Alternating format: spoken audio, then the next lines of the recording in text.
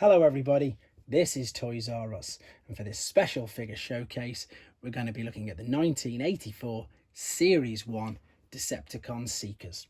So what we'll do with this video, we're going to have a quick look at them in both of their modes. That'll help you decide how you want to display them. We'll have a quick look at some of the accessories with them so you know what you're looking out for. And I've got a couple of different types of variants as well, so I'll show you the differences with them. And as I'm lucky enough to have a couple of different types of packaging, we can have a look at the artwork and the battle scenes on the back of that. Thank you to everybody who really liked and all their comments the triple changes that I did the other day. This is probably the main reason behind why I'm doing this. Bit of a change up for a while. Instead of doing individual bots, let's do groups of them. Right, so we're going to start with Thundercracker, and of course all of these alternate modes are fantastic. The F-15 Eagle, and to be honest, this guy is probably my favourite. I just love the colours on him. I think he looks fantastic.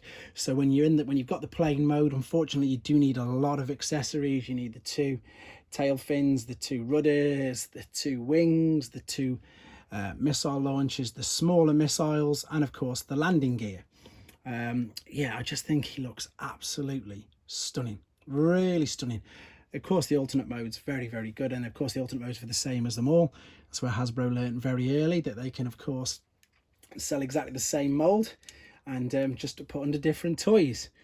One thing that I always think about Thundercracker, and this is just my personal opinion obviously, is I think they got the names between Thundercracker and Skywarp mixed up, because if you imagine thunder, you'd think of the clouds being black and maybe purple, and then of course Skywarp you'd think of being all blue with the sky, but that's just me waffling. But there you go, this is of course the robot mode.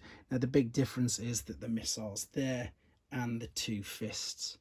Fantastic colour scheme. You can tell already that stickers are going to play a big part with this. Now I'm lucky enough to have a Mexican variant of this, and it's just a slightly duller colour.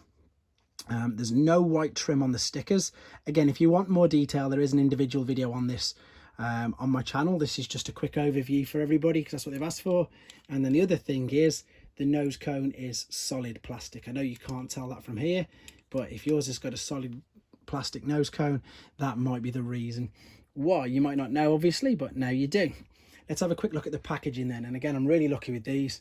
This one is a sealed original obviously Thundercracker. It's not pre-rub because there's obviously a rub sign there. We'll spin it round. We've got the very first battle scene of course there with Optimus Prime, Starscream, Soundwave, Sunstreaker and Sideswipe. No, not Sidesweep, Sunstreaker and Trailbreaker, of course. And then we've also got on the bottom step, but you can't see, so I'm going to bring it up. This is going to be quite difficult with the glare. But then I've got a graded Mexican one as well. So you can clearly see in there that it's a little bit darker colour. There's no white trim on the stickers. And of course, they've got the IGA logo there. And the other thing as well is they didn't have any robot points on the back. In fact, rather than grabbing that one, this is another Thundercracker box. So there's a normal Thundercracker box that's been used, and they have, funnily in fact, the robot points have been cut out, whereas on this one there actually aren't any. There's just a big blank box. So that's the Mexican one. All the language is in Spanish. Let's move to the right hand side then. So I'm going to quickly adjust the camera ever so slightly, and we've got Skywarp. Okay, let's start with his alternate mode again. Again, great alt mode. You'll have to excuse the previous owner's attempt to put in the stickers on, one up, one down. I don't know why they've done that. And to be fair, I've literally just took this out of the box behind it, so I didn't even know that it had that. But again, great alternate mode. The biggest downside I think with all of these is, and I think they're probably known more now as parts formers, aren't they? That's what they're referred to, because you take all the parts off and then you build it back up. It's very hard to do the transformations and keep all the pieces on. But there is the amazing, again, F-15 Eagle. I've just realised that I need to quickly go back and tell you about the Mexican landing wheels. In fact, I'll show you it in a second on another one, because the standard landing wheel on the Hasbro has the metal there, and the Mexican just has plastic black wheels, so that's something to be aware of.